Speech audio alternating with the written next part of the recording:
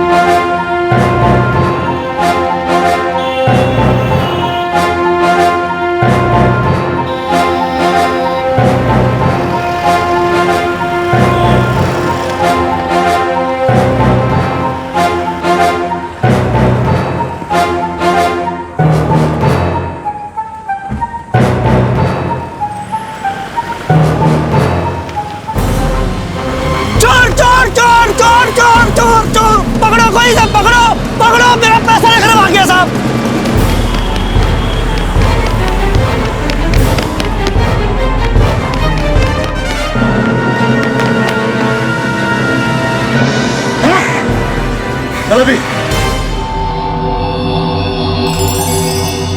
केशव क्या? केशव सोंडा।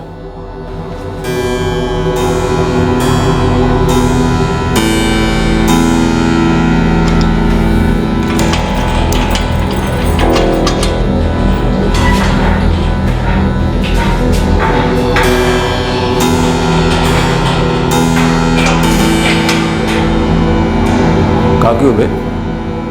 चोरी या डाका डाले हो? अबे मार तो नहीं दी किसी को? चोरी। हम केशव सोंडा। और आप? पहली बार की होगा बे?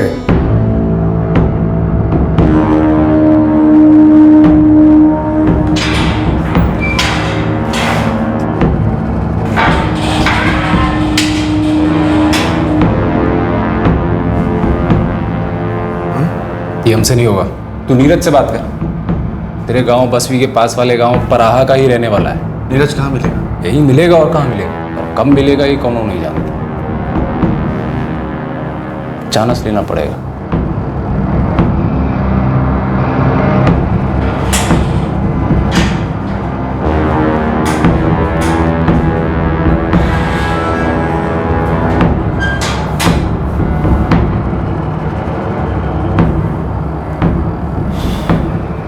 हम नीरज। क्या काम था? हम पराहा से है ना, हम बसवी से। काम का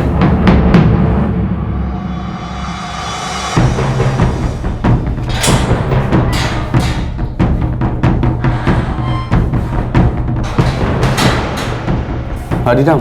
हाँ। तो तू हैगा केशव सोंडा? हाँ। कांटेक्ट करा पुजारी का, तो ओकरा को जो चाहिए ओकरा के पास मिले।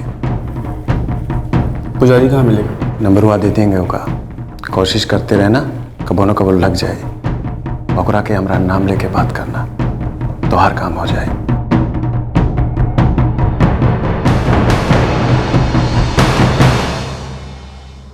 पैंतीस साल का केशव सोंडा जुर्म की दुनिया में धीरे धीरे अपनी जगह बना रहा था, अपने कॉन्टैक्ट्स बढ़ा रहा था, धीरे धीरे अपने मकसद की तरफ आगे बढ़ रहा था।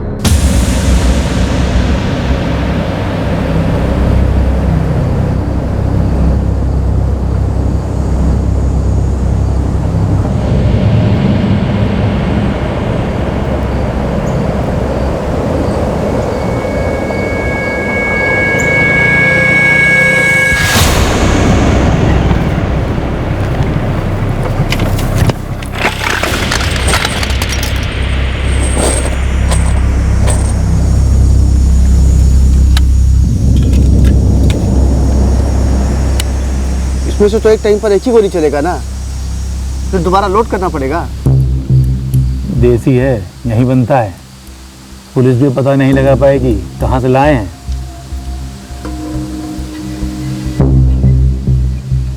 15 गोली दे दीजिए। पहले कभी चलाए हैं? तो फिर 30 गोली लीजिए, हाथ साफ ना करना पड़ेगा।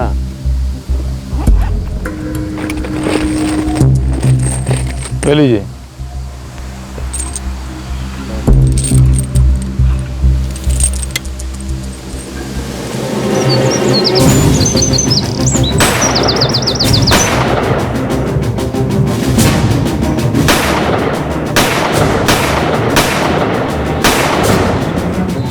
हम केशव बोल रहे हैं, हम तैयार हैं। हाँ तो ठीक है, वो चक्रधर नाका के पास में मिलना, वही पास ही में जंगल है। वो हर रात 8 बजे के करीब में मंडी जाता है, हम उसको सीधा वहीं पे लेके आते हैं। ठीक है, हम तुम्हारा वहीं इंतजार करेंगे।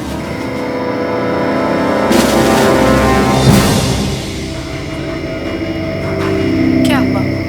मुझे देखकर हंसी उड़ गई। हम 9 बजे तक वापस आ जाएंगे। भाजी हमने जगह चाचा से बात कर ली है, बाकी हम संभाल लेंगे। अरे चिंता नहीं करो बेटा, हम वो बारे में बात नहीं करेंगे। हाँ, पर आप 9 बजे तक वापस आ जाना, वहाँ बतियाते मत रहना।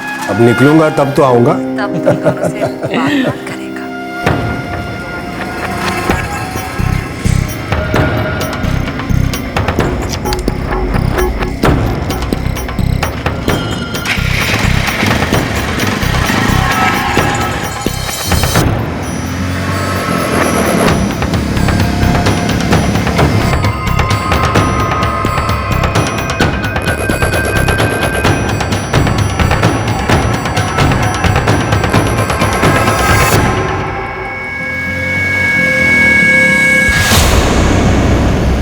मनोहर भैया, मनोहर भैया रुके ना। नीरज क्या हुआ? मनोहर भैया, कुछ लोग बहुत मुश्किल में हैं। गांव के नहीं लग रहे हैं, लेकिन बैठ के रो रहे हैं बेचारे। कहाँ पे? वो जंगल के पास में। पर परेशानी कहाँ है? वो तो नहीं पता, हम वहाँ से गुजर रहे थे तो देखे, तो हम सोचे किसी से मदद मांग ले, तब ही हमको किस्मत से आप आते दिखाई देती है। आ बैठ, देखते हैं। आजा। हाँ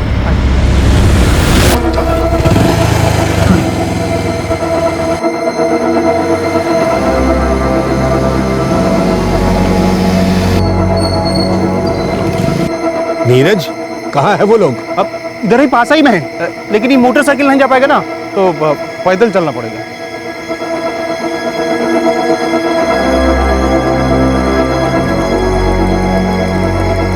अरे और कितना आगे है नीरज?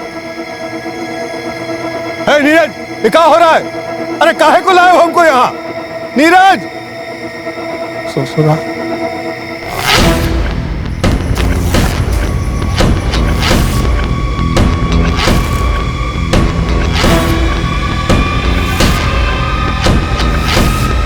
तिरपन साल के मनोहर लूमी की बड़ी बेरहमी से हत्या कर दी गई। वो कोई आम इंसान नहीं था, वो उस जिले के 14 गांव के मुखिया थे। उनका बड़ा नाम था, इज्जत थी, रुतबा था।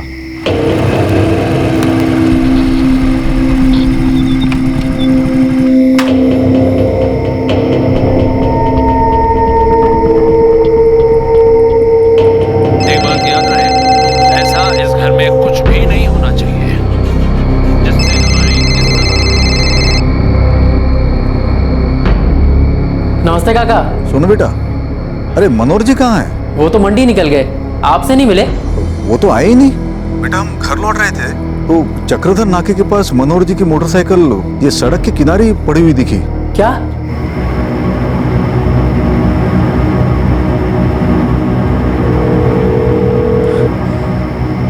बाबूजी का फोन बज रहा है पर उठा नहीं रहे वो। हमें तो बहुत डर लग रहा है। वो ऐसी जगह पे रुके ही क्यों थे? कहाँ जा रहे थे? ऐसा करते हैं, हम आसपास देखते हैं, कहीं उनको कुछ हो न गया हो।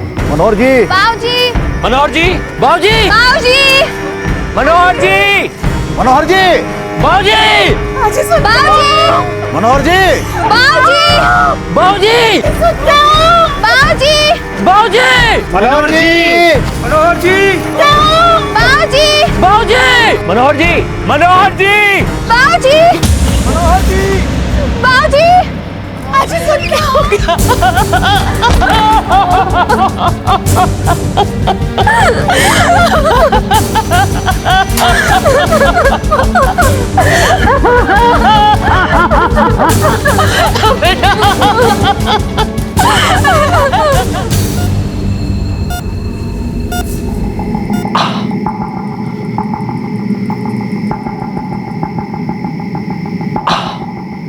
पकड़ना।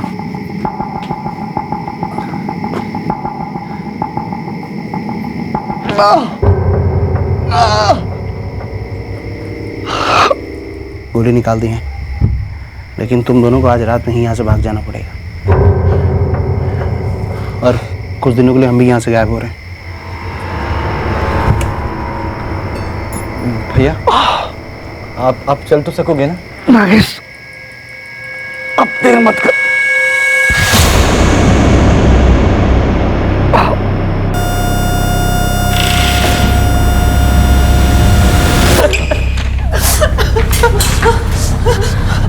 माफ कीजिए, हमने बचा नहीं पाए।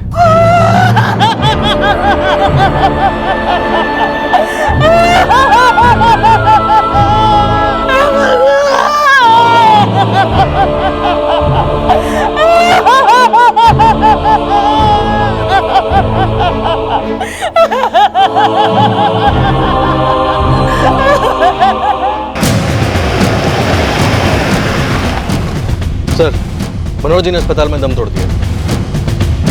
सभी गांवों का अलर्ट कर दो। मनोहर जी 14 गांवों की पंचायतों के मुखिया थे। लोग सड़कों पर उतर सकते हैं, कुछ भी हो सकता है। सर,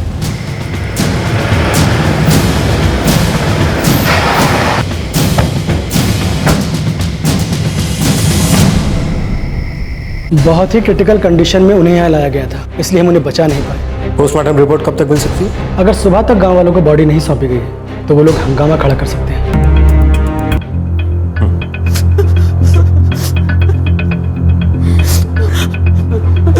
रोज की तरह 8 बजे घर से निकले थे, फिर 9:15 बजे राम काका का फोन आया चक्रधर नाके से। उस तरफ वो किसी काम से गए थे? पता नहीं, घर से मंडी के लिए निकले थे। मगर वो मंडी पहुंचे नहीं साहब। हम लोग तो उनका इंतजार ही करते रहे। हमें लगा कि घर के किसी काम में अटक गए होंगे साहब। फिर आप लोगों को उनकी बॉडी जंगल में मिली? हाँ साहब, हम लोग जंगल में उन्हें ढूंढ रहे थे, तभी मेरा पाँव एक चीज से टकराया। देखा तो मनोहर जी पड़े थे खून में लथपथ।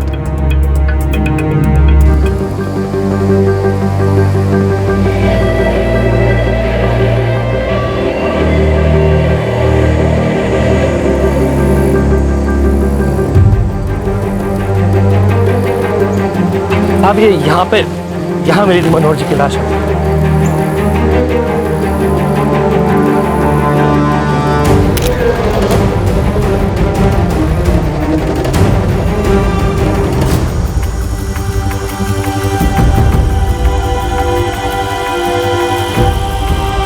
इधर आओ। फॉरेंसिक वाले को बोलो ब्लड सैंपल्स ले लो।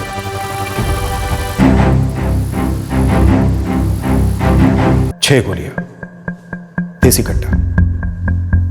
मतलब हर बार रिलोड करके गोली चलानी पड़ी होगी। ये हमला किसी ने अकेले किया हुआ ऐसा नहीं लगता सर, और उसमें से एक जख्मी हुआ है। सर, क्राइम स्पॉट से लिए गए दोनों ब्लड सैंपल्स की जांच की। उनमें एक तो मनोहर जी का है, लेकिन दूसरा ब्लड उनके ब्लड से मैच नहीं कर रहा है। ये उस हमलावर का हो सकता है जिसके शायद पैर में चोट लगी थी। ये जख्म कील का नहीं है। जो भी करना है जल्दी कीजिए। ये तो किसी गोली का निशान है। हमको बहुत दर्द हो रहा है डॉक्टर साहब, जल्दी से मलहम पट्टी कर दीजिए। माफ कीजिए, ये पुलिस केस है। नहीं भाई नहीं, यहाँ इसका इलाज नहीं होगा। ये पुलिस केस है, इसके लिए तुम्हें सिविल हॉस्पिटल जाना पड़ेगा।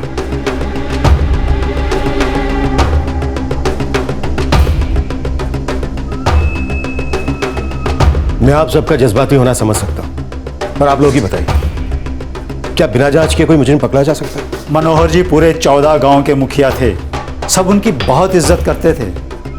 लोग चुप नहीं बैठेंगे। देखिए, आप लोग यही चाहते हैं ना कि मनोहर जी का खूनी पकड़ा जाए, या फिर ये चाहते हैं कि हम अपना सारा वक्त गांव वालों को काबू करने में ही जाया करते हैं?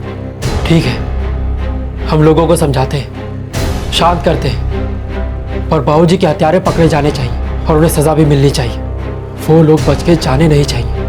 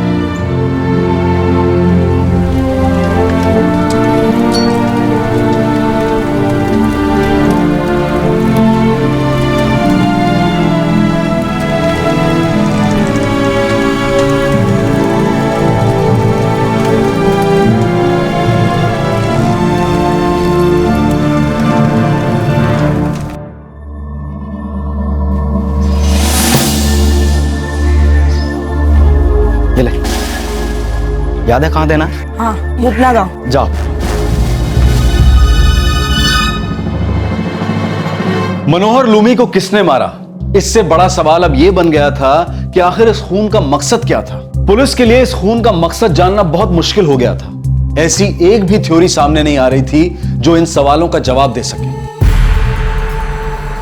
नहीं साहब, बाबूजी की किसी से कोई दुश्मनी नहीं थी। सब उनको बहुत चाहते थे, बहुत इज्जत करते थे उनकी। ऐसा एक भी आदमी नहीं मिलेगा आपको पूरे गांव में जिसे उनसे कोई शिकायत हो। उन्हें इतनी बेरहमी से मारा गया। वो घर से निकले थे मंडी जाने के लिए, लेकिन उनकी बॉडी मिली हमें जंगल में। जंगल में जाने की उनके पास कोई वजह नहीं। मतलब कोई था जो उन्हें जंगल में ले गया, और उस ले जाने वाले का मकसद साफ था। मतलब कोई तो था जो उन्हें मारना चाहता था। मैंने बताया ना आपको, उनकी किसी से कोई दुश्मनी थी ही नहीं। 14 गांव के मुखिया थे वो। बड़ा मान था उनका गांव में।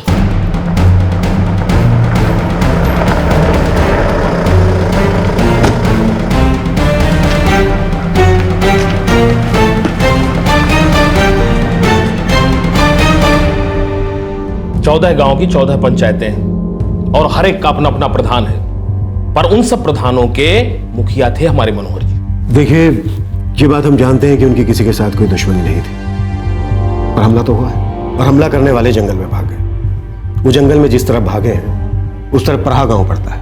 क्या किसी गांव का कोई प्रधान इस हमले के पीछे हो सकता है? किसी एक प्रधान की भी मनोहर जी से दुश्मनी होती तो वो पिछले 12 सालों से निर्विरोध मुखिया नहीं चुने जाते। दुश्मनी वाली तो कोई बात ही नहीं है। और फिर मनोहर जी लोमी समाज के नेता थे। गांव में सोंडा समाज भी तो है। दोनों समाजों के बीच किसी तरह का कोई झगड़ा, कोई अनबन? एकदम से तो ऐसा कुछ याद नहीं आता साहब। और सच कहें तो साहब, हमको तो ऐसा सोचना भी मुश्किल लगता है कि कोई मनोहर जी का खून भी कर सकता है। विश्वास ही नहीं होता साहब कि ऐसा भी हो सकता है।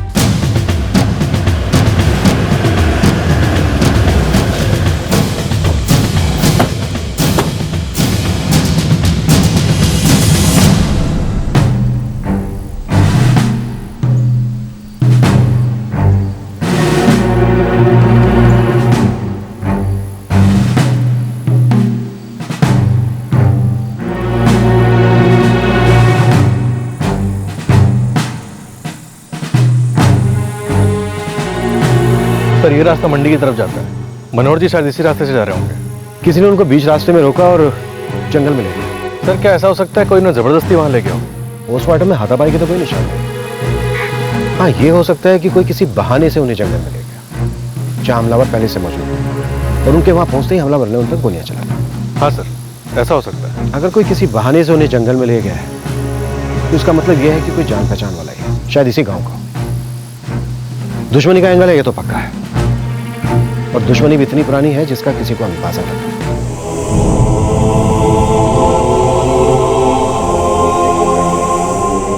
रोज रात को मंडी में मिलना होता था।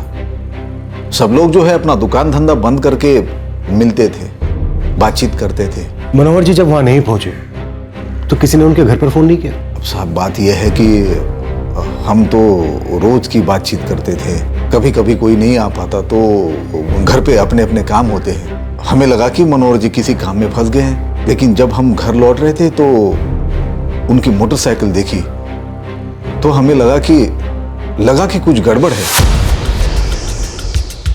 अगर दुश्मनी जैसी कोई बात होती तो वो घर पे जरूर बताते, लेकिन ऐसी कोई बात ही नहीं थी। कोई धमकी वगैरह या किसी से कोई खतरा? साहब, और कितनी बार बता, ऐसा कुछ था ही नहीं।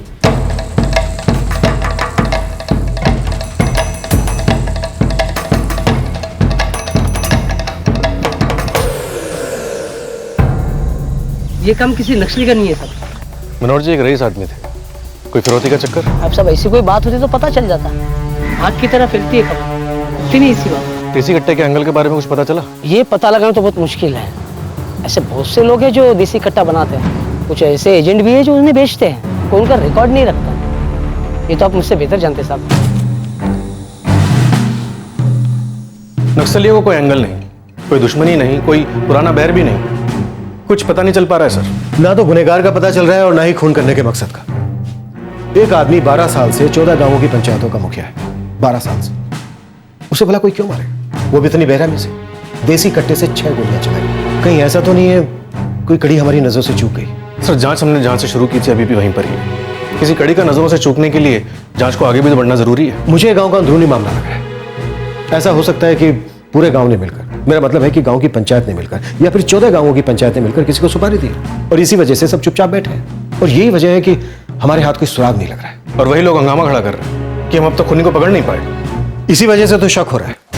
ना तो खूनी का पता चल रहा है और ना ही खून करने के मकसद का। सबकी मिली भगत है और कोई कुछ बोलेगा भी नहीं। सर हमलावरों में से एक को गोली लगी थी। अब हम ये मान लें कि गांव के किसी जान पहचान वाले ने मनोहर जी को रोका और जंगल में वहां ले गया जहां पर हमलावर पहले से मौजूद थे। सर ये भी तो हो सकता है कि हमलावर गांव में से कोई हो, इसलिए हमारे हाथ कुछ नहीं लग रहा। हो सकता है वो लोग भाग निकले। एक जख्मी था, मतलब गांव के किसी डॉक्टर के पास जरूर गए होंगे, लेकिन किसी भी डॉक्टर को उसकी कोई जानकारी नहीं है। हो सकता है उसने इलाज कहीं बाहर करवाया। अब हमें यह पता लगाना है कि गांव में ऐसे कितने लोग हैं जो मनोहर जी की हत्या के बाद से गांव में नहीं। अंधेरे में ही तीर चलाते हैं। ये सचमुच अंधेरे में एक तीर था। ना तो मुजरिम की कोई पहचान थी और ना ही मकसद की कोई जानकारी। क्या कोई ऐसा हो सकता था जो इसी गांव का हो और अब तक पुलिस की नजर में ना आया हो? धार करा लो, धार करा लो, चाकू कैंची धार करा लो। बाबूजी धार करवाएंगे कैंची? कुछ समझ नहीं आ रहा किसी को। बहुत बड़े आदमी थे मनोहर जी, लोमी समाज में बहुत नाम था उनका। ऐसे थोड़ी मुखिया बन गए। और ये सोंडा समाज वाले, उनको तो जलन होती होगी। होती होगी, पर कर करा के कर ही क्या सकते हैं। हैं ही कितने घर उनके गांव में। धार करा लो, धार करा लो, चाकू कैंची धार करा लो, धार करा लो, धार करा लो, चाकू कैंची धार करा लो, चाकू कैंची धार करा लो, धार करा लो, धार करा लो, चाकू कैंची धार करा लो, धार करा लो। साहब सुई वहीं के वहीं अटकी हुई है, किसी को कुछ समझ में नहीं आ रहा, यहाँ तक कि मनोहर जी के परिवार को भी नहीं। ये तो हमें भी पता है, कुछ और पता चला? पता तो चला है साहब, पर कितने काम का है ये पता नहीं। 13 फरवरी की रात, जिस रात मनोहर जी का खून हुआ था, तब से 2 लोग गांव में नजर नहीं आ रहे हैं। कौन 2 लोग? केशव सोंडा और उसका छोटा भाई नागेश सोंडा। दोनों अपनी मां सुभद्रा सोंडा के साथ रहते हैं। एक और भाई है उसका, मोहन सोंडा, वो उनके साथ नहीं रहता। कोई कनेक्शन हो सकता है? 13 फरवरी से घर नहीं लौटे। एक बार क्रॉस चेक करना तो बनता है।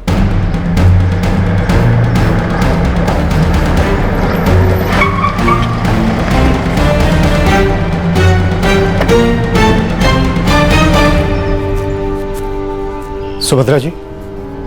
जी। आपके दोनों बेटे केशव और नागेश कहाँ हैं? वो दोनों तो शहर गए हैं साहब। काफी दिनों से गए हुए हैं ना?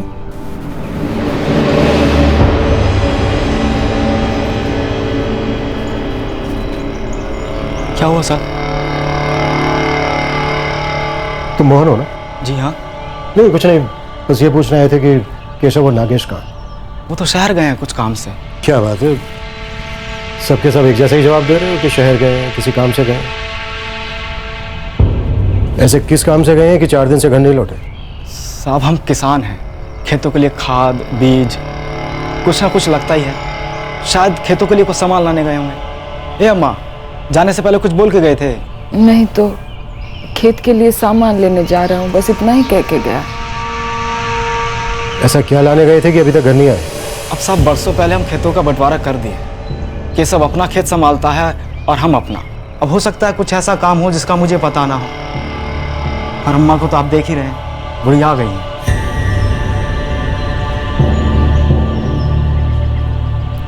ये कौन है?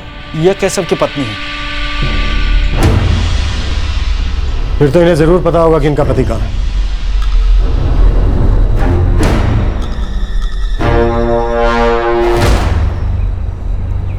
केशव और नागेश के पास मोबाइल तो होंगे।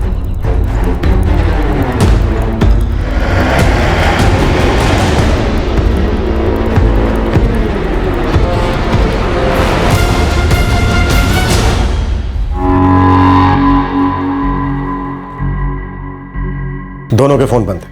हमें सच में कुछ नहीं पता साहब। सर दोनों के फोन 3 फरवरी से बंद है, मनोहर जी की हत्या के ठीक 10 दिन पहले से। मोहन, कुछ तो गड़बड़ है।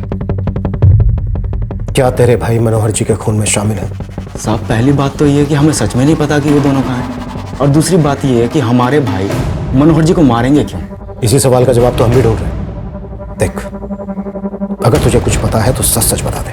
हमें सच में कुछ नहीं पता साहब। मुझे लग रहा है केशव और नागेश दोनों इस मर्डर में शामिल। इन दोनों की कुंडली निकलो, या तो ये दोनों हमारे हाथ लग जाएं, या फिर इस मर्डर से इन दोनों का क्या कनेक्शन है ये हमारे हाथ में आ जाए।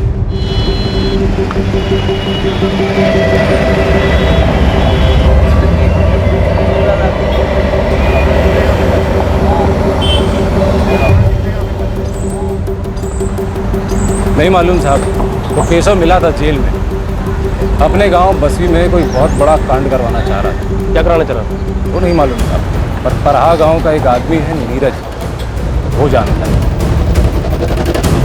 ये नीरज भी तो हिस्ट्री सीटर है ना? जी साहब।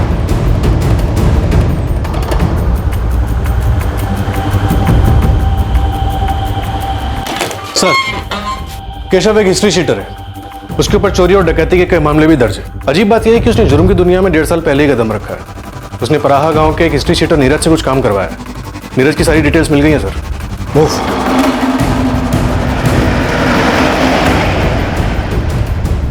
अब सारी कड़ियां केशव के इस खून में शामिल होने का इशारा कर रही हैं, लेकिन उसने ऐसा किया क्यों?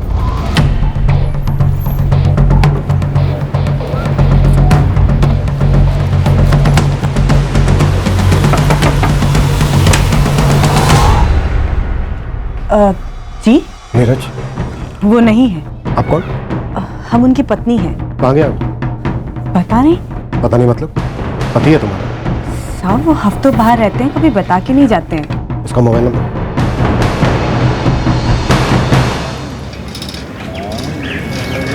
पुलिस को केशव और नागेश पे शक है, और दोनों कहाँ है ये भी पता नहीं। मुझे यकीन ही नहीं होता कि वे दोनों शामिल हैं।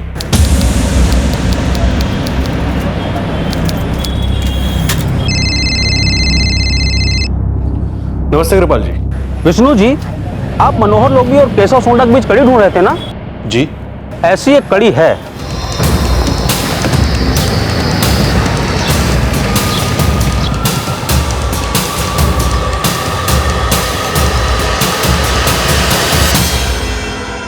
ये पढ़ लीजिए, 22 साल पुराना मामला है।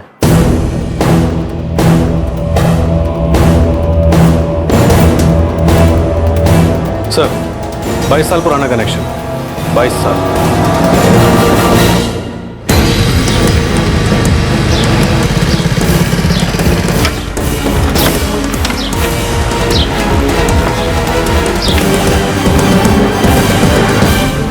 अम्मा, पुलिस का शक अब पक्का हो गया है कि खून केशव और नागेश ने किया है, और उनकी मदद परहा गांव के नीरज ने की है। ऐसी हवा है कि 22 साल पहले का कोई मामला है। अम्मा, आपको पता है कि 22 साल पहले क्या हुआ था? मैं और पूजा तो तब पैदा भी नहीं हुए।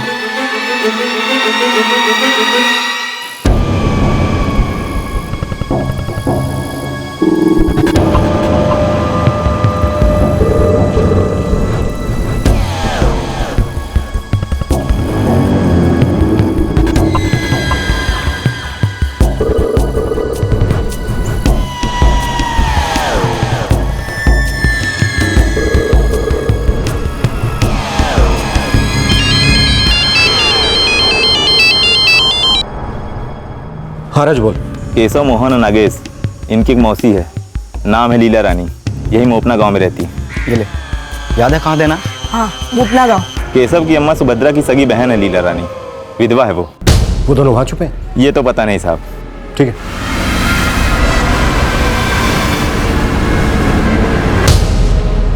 ठीक है, जैसा तुमने कहा हम वैसा ही करेंगे।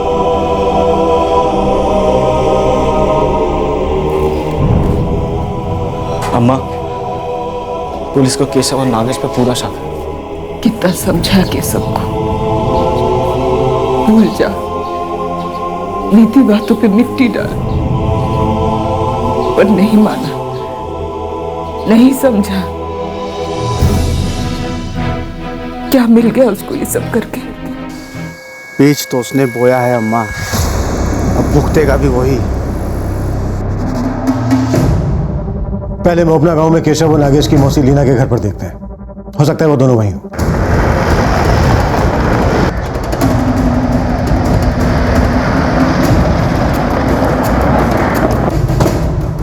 घर को चारों तरफ से घेर लो, अगर वो घर पे है तो बचने ना पाए।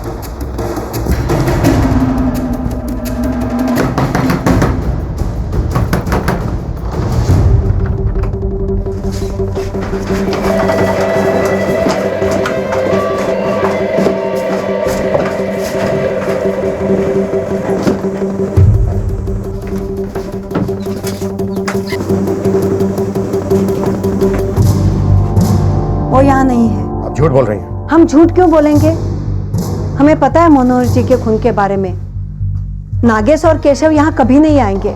उनको पता है पुलिस कभी ना कभी उनकी तलाश में यहाँ जरूर आएगी। सर, अंदर कोई नहीं है। लीला जी, हमें पूरा यकीन है वो दोनों यहाँ आए थे, और आपको पता है वो कहाँ है। आपने घर की तलाशी ले ली ना, चाहे तो एक बार और ले लीजिए। वो यहाँ नहीं है। केशव और नागेश यहाँ आए ही नहीं थे। गणा दो कांस्टेबल यहाँ तैनात कर दो, नजर रखो घर पर। हम अलग अलग होकर आसपास के डॉक्टरों से पूछताछ करते हैं। अगर वो यहाँ आए होंगे तो जरूर किसी न किसी डॉक्टर के पास इलाज करवाने गए होंगे।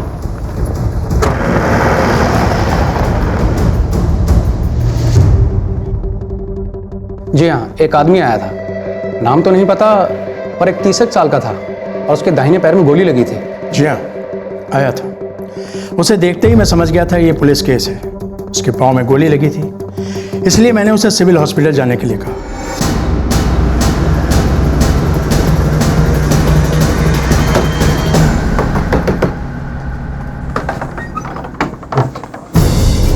अरे हमने कहा ना आपको कि हमें पता नहीं वो कहाँ है। भगवान कसम हमें नहीं मालूम।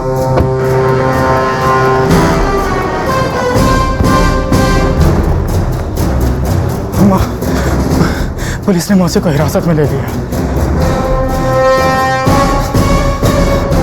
अम्मा, मैं थाने में जाके सबको सच सच बता देना चाहिए।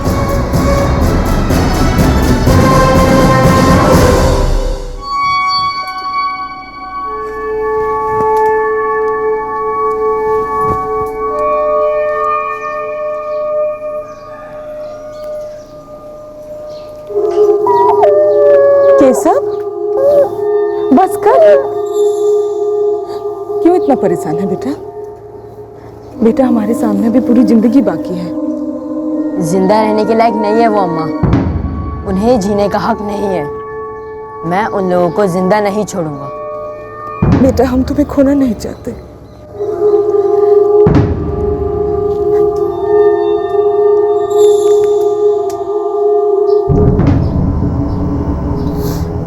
जा बेटा, सच से कब तक भागते फिरेंगे हम? जा।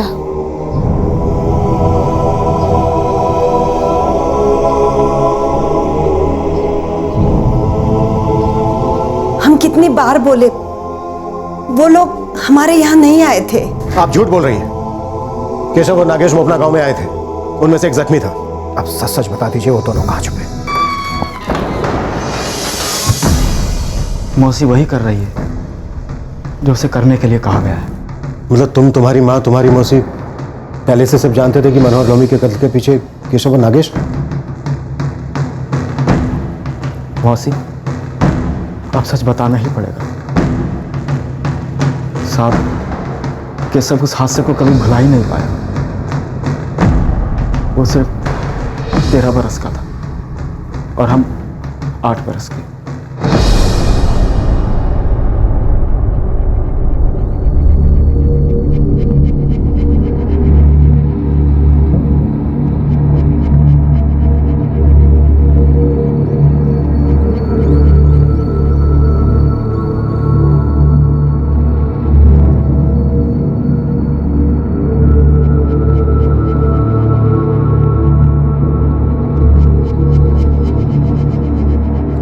जज साहब, आखिर में मैं बस इतना ही कहना चाहूंगा कि ये सभी लोग बहुत ही निर्दयी हैं। जैसा कि इनके वकील ने कहा कि जुर्म के वक्त इनमें से कुछ लोग सिर्फ खड़े होकर तमाशा देख रहे थे। हमले में उन्होंने कोई हिस्सा नहीं लिया, जबकि सच्चाई यह है कि जुर्म इनके सामने होता रहा और इन्होंने कुछ नहीं किया। इन्होंने उसे रोकने की कोई कोशिश नहीं की। जज साहब, इन लोगों ने यह तक नहीं सोचा कि सुभद्रा सोंडा उस समय 2 महीने की गर्भवती थी। मैं इस कोर्ट से दरख्वास्त करूंगा कि ये सभी लोग जिन पर जुर्म भी साबित हो चुका है, इन्हें सख्त से सख्त सजा दी जाए। कोर्ट को लगता है कि मनोहर लोमी, जगजीवन सोंडा और गजानन सोंडा इस जुर्म में शामिल नहीं है। वे सिर्फ वहां मौजूद थे और वैसे भी इनके इस जुर्म में शामिल होने के कोई सबूत नहीं है। लिहाजा यह अदालत इस खून के इल्जाम से इन्हें बरी करती है।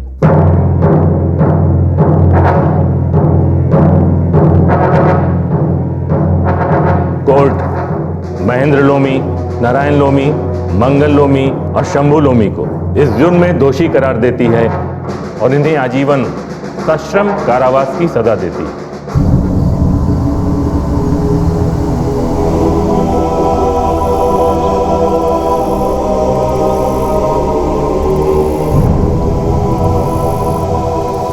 कोर्ट ने मनोहर लोमी को बरी कर दिया, लेकिन केशव ने जुर्म किया है, वो मुजरिम है, वैसे कानून से बच नहीं सकता। अच्छा होगा कि तुम लोग बता दो वो कहाँ छुपा है। नहीं पता साहब, वो उस रात मौसी के घर गया था, जिस रात उसने मनोहर लोमी की हत्या की थी।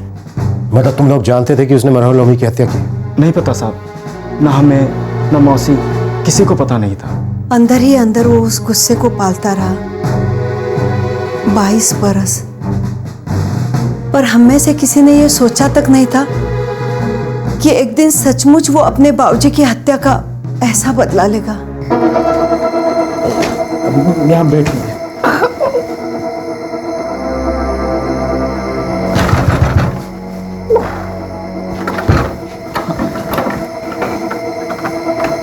नागेश, क्या हुआ? ये तूने क्या किया केशव? क्यों? और नागेश को क्यों शामिल किया? बहुत दिन से गुस्सा दबा के रखा था मौसी, हमने अपना हिस्सा बराबर कर लिया। हमारी मदद कीजिए मौसी, बहुत दर्द हो रहा है।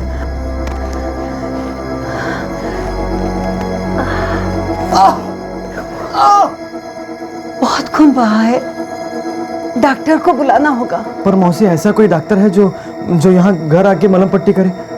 नहीं नागेश, नहीं, डॉक्टर को यहाँ बुलाना ठीक ना होगा। हम कल सुबह डॉक्टर से मिलाएंगे। अब तुम जाओ यहाँ से। नहीं भैया, हम आपको छोड़ के कहीं नहीं जा रहे, बता देते। नागेश जाओ, तुम्हारा यहाँ रहना ठीक नहीं है, यहाँ से कहीं दूर निकल जाओ। हमारी चिंता मत करो, हम खुद को संभाल लेंगे। नहीं भैया, हम आपको छोड़ के कहीं नहीं जा। सुनता है नहीं? रात के अंधेरे में कहीं निकल जाओ, अभी तक बात फैली नहीं होगी।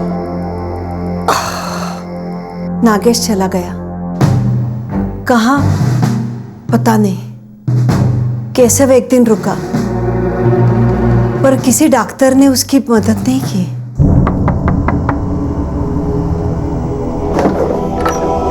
केशव,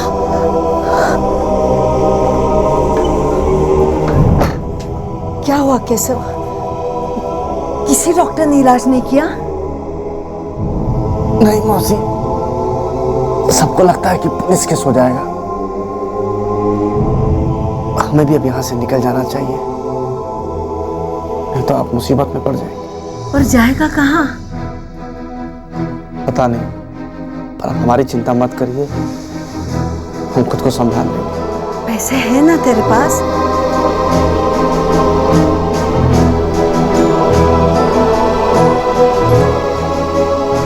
फिर हमने रुपए भेजे। ये ले, याद है कहाँ देना? हाँ, मोपला गाँव। हाँ, जा।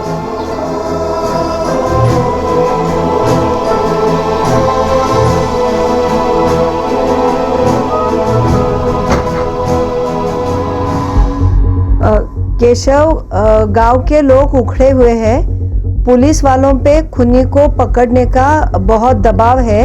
अच्छा होगा अगर तू आसपास कहीं नजर ना आए। गांव वालों के हाथ पड़ा तो पता नहीं क्या करेंगे। अपना ख्याल रखना मोहन। अब हम चलते हैं मौसी। फिर हमने उसे थोड़े फल दिए, थोड़ी सब्जियां दी और वो चला गया। कहाँ गया पता नहीं। तब से कोई खबर नहीं, कोई फोन नहीं।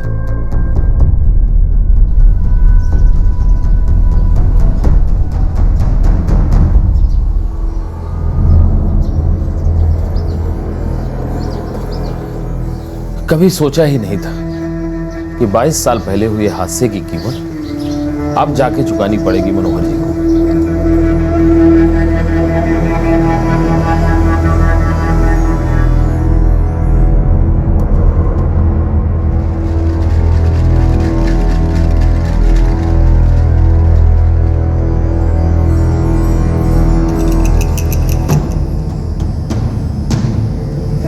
बाईस साल पहले बोया गया गुस्से का एक बीज केशव ने पूरी उम्र अपने सीने में संजो कर रखा। मनोहर लूमी को एक जुर्म से बाइज्जत बरी किया गया था। वो जुर्म कौन सा था और उसका कौन सा हिसाब अब तक बाकी था? नहीं लगा। देखते। देख कितना लंबा गया, लेकिन शर्ट पे लगा ना। कैसा मोहन, खेलते ही रहोगे? खेत में काम कौन करेगा? और काम नहीं करना तो कल से खेत में आना ही मत। अरे बाबूजी आप चिंता मत कीजिए, मैं सब काम संभाल लूंगा। ठीक है, चल खेल मोहन।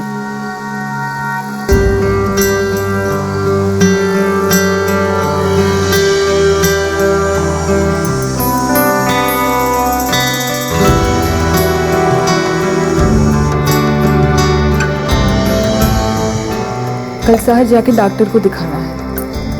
1 महीना हो गया। जाएंगे ना, कल सुबह सुबह फैक्ट्री का माल छोड़ आऊंगा, फिर दिन में चलेंगे डॉक्टर के पास। बाबूजी मैं भी आपके साथ आऊंगा। बाबूजी मैं भी। मोहन तू चलना मेरे साथ। ये सब बेटा तू यहाँ रुक के खेत का काम संभाल। तू बड़ा है ना, जब मैं गांव में नहीं रहूंगा तो घर और खेत तेरे ही भरोसे है। ठीक है ना? ठीक है बाबूजी।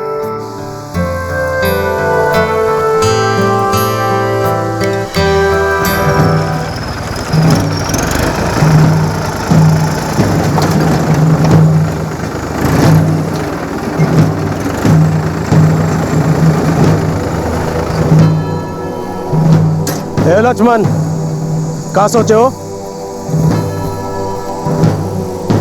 सोचना कहाँ है महेंद्र, सोचने की तो कोई बात ही नहीं है। ये झगड़ा हमेशा के लिए खत्म करना पड़ेगा, एक कई बार में। कौन सा झगड़ा? झगड़ा तो हमारे पुरखों ने पहले ही खत्म कर दिया था। जमीन का बंटवारा हो चुका है, जो तुम्हारा है वो तुम्हारा है और जो हमारे हिस्से में आया वो हमारा है। खेत के बीच में मेड़ बन चुकी है। तुम अपना खेत जोत रहे हो, हम अपना, और ये अब कभी नहीं बदलेगा। लक्ष्मण, तुम्हारे हिस्से कुछ हमारी भी जमीन है जो शुरू से हमारी थी। हमको ये जमीन पे मेड़ दोबारा बनानी है, समझे? ये झगड़ा कभी मिटा ही नहीं था, लेकिन लगता है अब वक्त आ गया इसे मिटाने का। महेंद्र, इस बंटवारे से तुमको तकलीफ होगी, हमको नहीं है। और असल में तुम लोग को तकलीफ ये है कि इस गांव में सबसे बड़ा खेत हमारे पास है, और इस बात से हमको कोई तकलीफ नहीं है। देखो, पुरखों का झगड़ा था और फिर सुलह भी हो गई थी।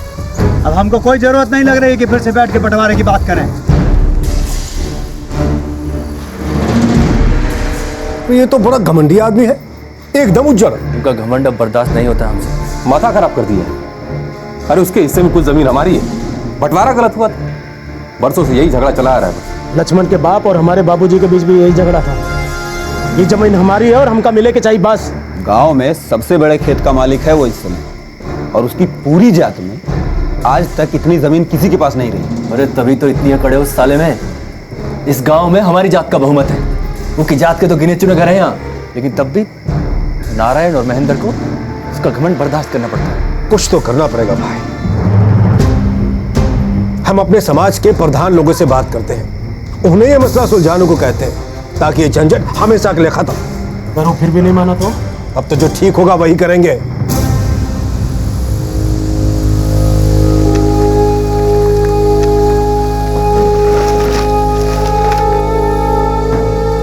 अरे बेटा, इस जमीन पर उनका कोई हक नहीं है और हम उनकी धमकी से डरने वाले नहीं हैं। बाबूजी जो जमीन हमारी है वो उनकी क्यों कहते हैं? अरे बेटा, ये झगड़ा हमारे खेतों के बीच में जो मेड़ बनी है ना उसका है। झूठ बोल रहे हैं, जमीन हमारी है और जो हमारी है वो हमारी रहेगी। आगे चल के तुम दोनों की होगी, मेरे दोनों बच्चों की। लेकिन बाबूजी ये कौन आने वाला है? अरे हाँ, तुम तीनों की होगी। मैं तो भूल ही गया था कि तीसरा मेहमान भी आने वाला है। हमारी जो जमीन उन्होंने हड़प ली है उसे पाने के लिए हमारे पूर्वज भी लड़ते आए हैं। तुम्हारा गुस्सा हम समझ रहे हैं महेंद्र, लेकिन करे का? वो लक्ष्मण तो बात तक सुनने को राजी नहीं है। मतलब इसका ये है कि वो कुछ भी बोलता रहे और हम लोग चुपचाप सुनते रहे। देखिए, हमका कोनो आपत्ति नहीं है खेतों के बीच की मेड़ नए सिरे से खींच दी जाए, पर मुश्किल ये है कि वो लक्ष्मण किसी की सुनेगा ही नहीं। अरे बहुत अकड़ है उसमें, दोनों समाज के बड़े बुजुर्ग उसको समझाने जाते हैं तो भी नहीं सुनता। बताइए, जहां देखो विरोध में झंडा गाड़ देता है। अब ऐसे इंसान का करे भी तो क्या करें? और कोई तो रास्ता होगा उसकी नाक में नकेल डालने का। अब का पूरा गांव उसके इशारे पे नाचता रहेगा। भाई मनोहर, अब आप ही हमें कोई रास्ता बताइए। आप जो भी कहेंगे हम उसमें आपका पूरा साथ देंगे। वैसे भी वो लक्ष्मण हमें कुछ ज्यादा पसंद नहीं है।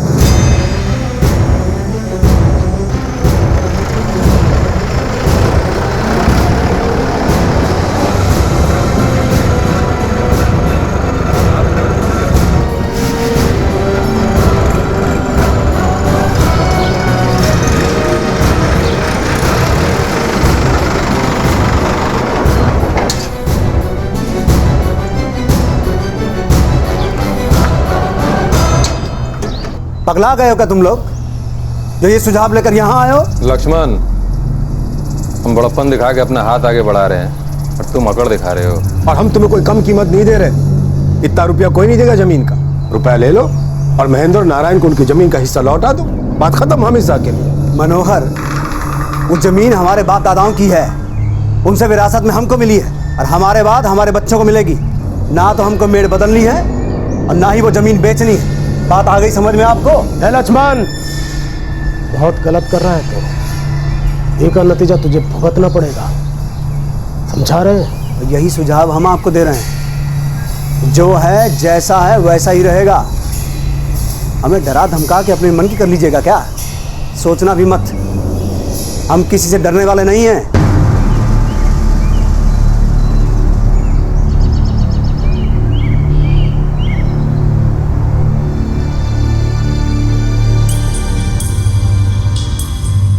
सुनिए ना, खत्म कर दीजिए ना इस झगड़े को। कौन सा झगड़ा? तुमको कुछ पता भी है? नहीं ना? मुंह बंद रखो अपना। अब तक मुंह बंद ही रखा था हमने, पर अब चिंता होती है हमें। 2 बच्चों के बाप हैं आप, एक और आने वाला है। हम कहते हैं गांव वालों के साथ सुलह कर लीजिए, दुश्मन कम नहीं है आपके। वैसे भी हमारे समाज के लोग आपको कुछ खास पसंद नहीं करते, कोई साथ नहीं देगा हमारा। अरे किसी की भीख में थोड़ी जी रहे हैं, और उनके पसंद करने से या ना करने से क्या फर्क पड़ता है? समाज अपना हो या उनका, हम लोग जितना झुकेंगे वो और झुकाएंगे। और ऐसे किसी समाज के सामने झुक के कोई कैसे जी सकता है? उनको हमारी जमीन लेके ही मामला सुलझाना है। काहे? अरे पुरखों का झगड़ा था, फिर मामला सुलझ गया था। जमीन हमारी है, हमारे बाद हमारे बच्चों की होगी। अपनी जमीन का एक टुकड़ा नहीं देंगे हम। केशव, मोहन, चलो जल्दी, बहुत काम है खेत में।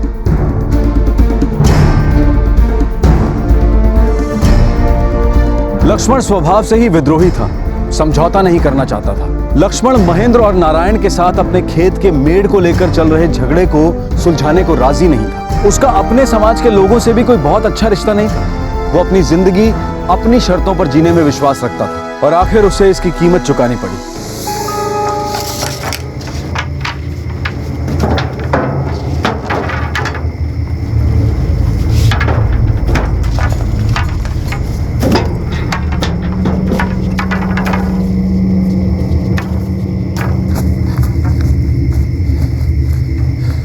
शंभू और मंगल भी आ रहे हैं। अरे हम भी आएंगे। गजानन और बाकी के लोग? वो भी आने को राजी हैं।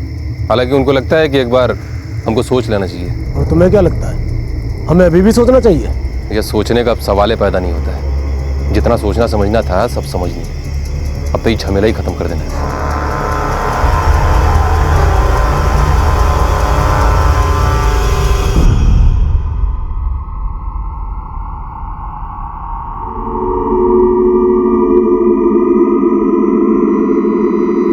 केशव, मोहन उठे नहीं का अब तक? मोहन सो रहा है, केशव नहा रहा है। अरे तो उसको भी उठाओ, तैयार करो, दोनों को भेजो खेत पर। जी हाँ, रोटी उन्हीं के हाथों भिजवा दूंगी। हाँ,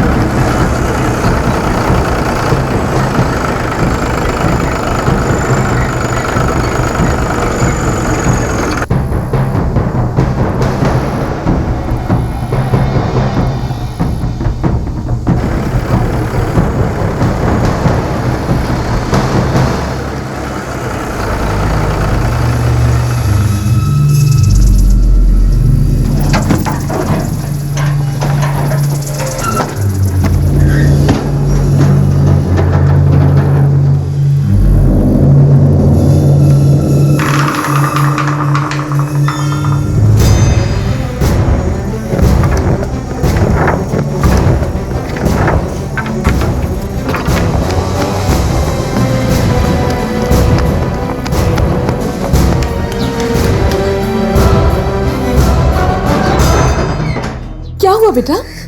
क्या हुआ, क्या बता तो। चाची बोलो। चाची वो लोग लक्ष्मण चाचा पर हमला करने के लिए आ गए और वो लोग लाठियां भी लेके आ गए।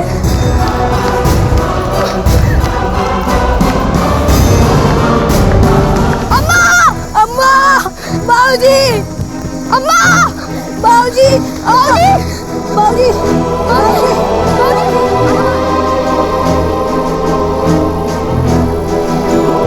अब खींच लो मेड़ अपने हिसाब से, कौन रोकने वाला नहीं।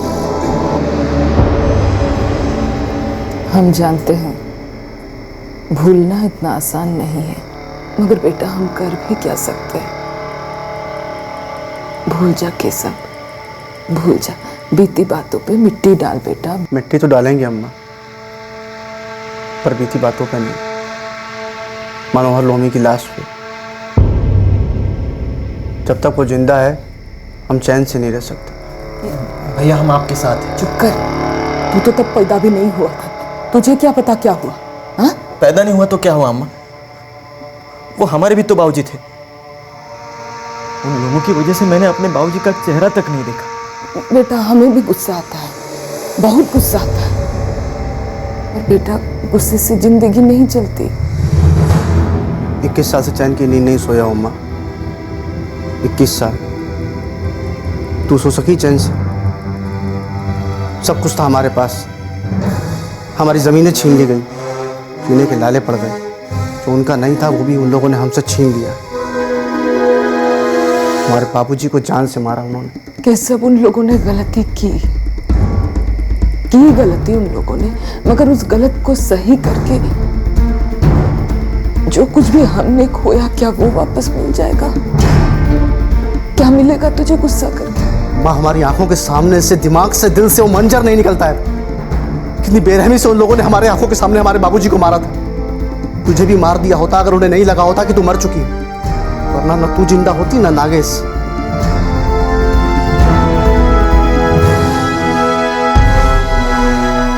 मनोहर को कीमत तो चुकानी ही पड़ेगी, हिसाब तो बराबर करना ही है हमको।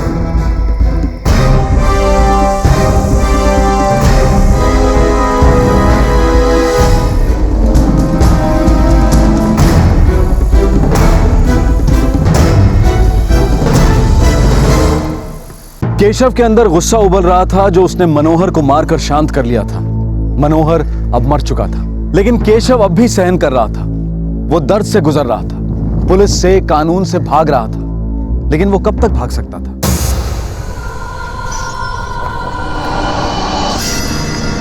इस गली में पहली मंजिल का पहला कमरा। घर पे होगा वो?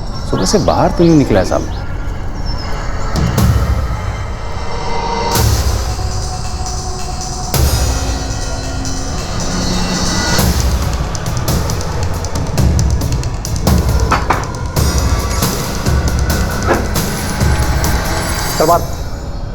बारात बारात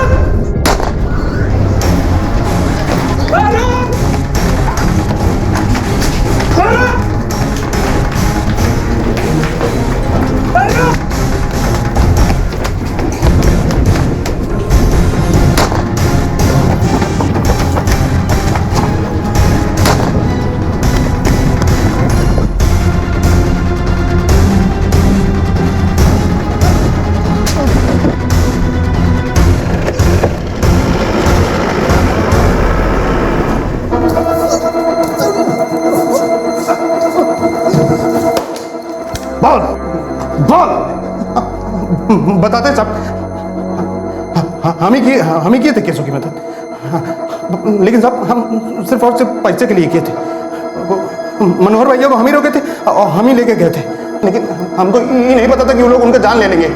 बस हम सब इतने किए थे। देख नीरज, आखिरी मौका दे रहा हूं, ट्रिगर दबने से पहले सब कुछ सच सच बोलते।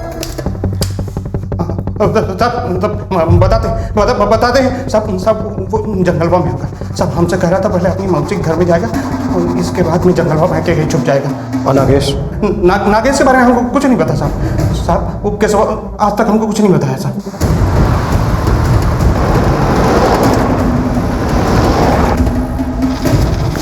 चलो जंगल का चप्पा चप्पा छान मारो। Move quick.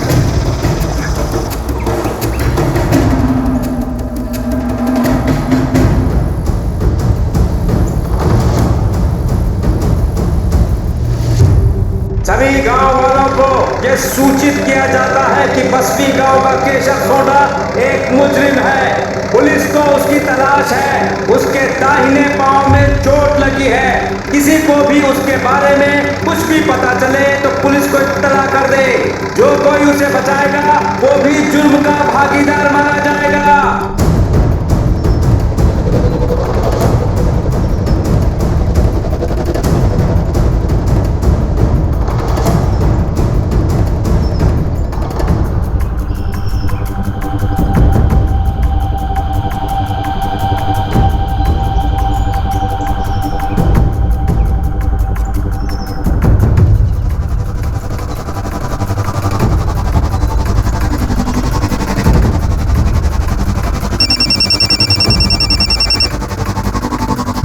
हेलो, हम गोविंदपुर से बोल रहे हैं साहब। साहब यहाँ गांव के बाहर एक मंदिर है साहब। साहब वहाँ एक आदमी छुपा हुआ है, जख्मी हालत में है साहब। साहब हमको लगता है केशव है जिसकी आपको तलाश है साहब।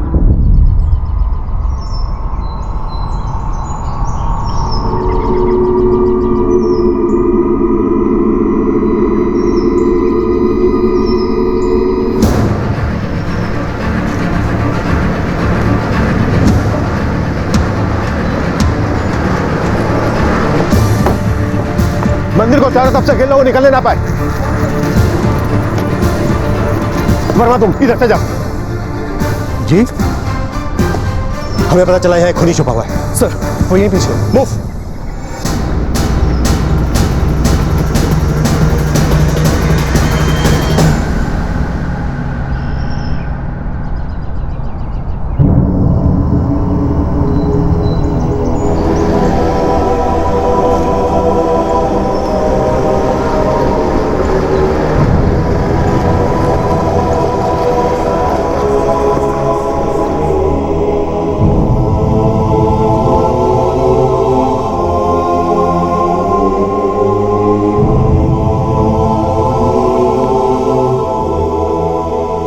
नागेश कहाँ है? पता नहीं।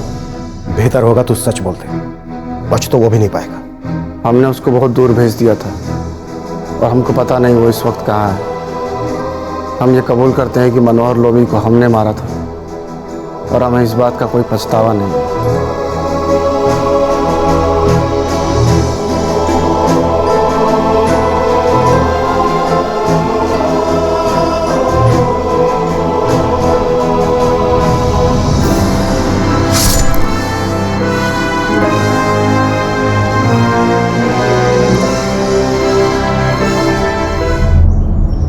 केशव नागेश के बारे में कुछ भी बोलने के लिए राजी नहीं। क्या सुकून मिल गया उसे ये सब करके। उन्होंने तुम्हारे बाबूजी को मारा, तब से इस घर का सुख चैन सब कुछ चला गया। बहुत तकलीफ से दिन काटे हमने, क्या ये दिन देखने के लिए। ये सब क्यों नहीं भुला पाया, ये सब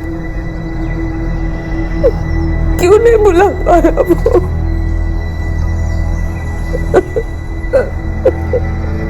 बाबूजी निहत्थे थे, उनको तो कुछ पता भी नहीं था। इन लोगों ने उन्हें धोखे से मारा है। सोनू बेटा,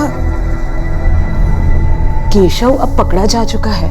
पुलिस को उसे उसके किए की सजा देने दो। तुम्हारा, मेरा, हम सबका दुख अपनी जगह है, पर उसके चलते तहश में आके तुम कुछ ऐसा मत कर बैठना जिससे हमारा दुख और ज्यादा बढ़ जाए। ऐसा करने से हमारी पीड़ा और बढ़ेगी।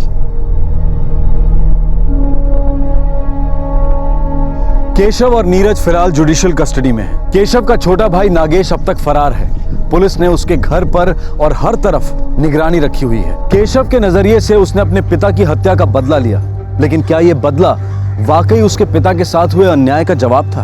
22 साल तक उसने अपने अंदर इस गुस्से और दर्द को पाला। उसकी जड़ें मजबूत होती गईं और फिर वो वक्त आया जब वो बदला ले सके, उस गुस्से को बाहर निकाल सके। 22 साल वो इसी एक दिशा में आगे बढ़ता रहा, लेकिन क्या वो एक बेहतर जिंदगी जीने की दिशा में आगे नहीं बढ़ सकता था? कोई आप पर अन्याय करे, वो पीड़ा उम्र भर नहीं भुलाई जा सकती। ये बात बिल्कुल सच है। आपके साथ गलत हुआ है, ये बात टीस की तरह चुभती रहती है, लेकिन गलत का जवाब गलत तो नहीं हो सकता ना। हत्या का जवाब हत्या से देकर वो दर्द, वो पीड़ा मिट नहीं जाती, बल्कि वो सबकी जिंदगी में और दुख दर्द भर देती है। फिर एक नया सिलसिला शुरू होता है दर्द और पीड़ा का, एक नई दुश्मनी का। हम सब जानते हैं कि जब क्रोध और पीड़ा की भावनाएं मन में घर कर लेती हैं, तब समझदारी से काम लेना मुश्किल है। क्लोजर यानी समापन का अर्थ आंख के बदले आंख और जान के बदले जान नहीं हो सकता। बात फिर चाहे एक बेटे के निजी गुस्से और दुख की हो, उसके बदले की हो, या किसी ऐतिहासिक अन्याय के खिलाफ बरसों उफनते गुस्से की हो, उससे सिर्फ जज्बात का लावा भड़कता है, लेकिन किसी के हाथ कुछ भी नहीं आता। ये हमें तय करना होता है कि जिन यादों से सिर्फ नफरत और दुश्मनी जागती है, उनकी तरफ ही देखते रहें, या फिर भविष्य को देखें जहां कई नई राहें हमारा इंतजार कर रही होती हैं। आपसे फिर मुलाकात होगी क्राइम पेट्रोल दस्तक में एक और नए केस के साथ।